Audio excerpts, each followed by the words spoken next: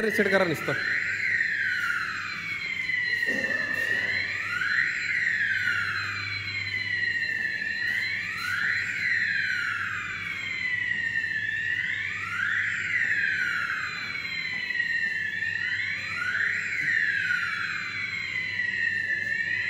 Enter खालचं wrong टाकलो.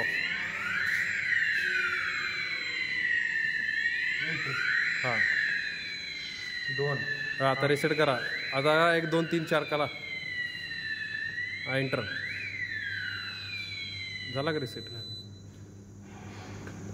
बघा panel healthy आलं नॉर्मल. System healthy.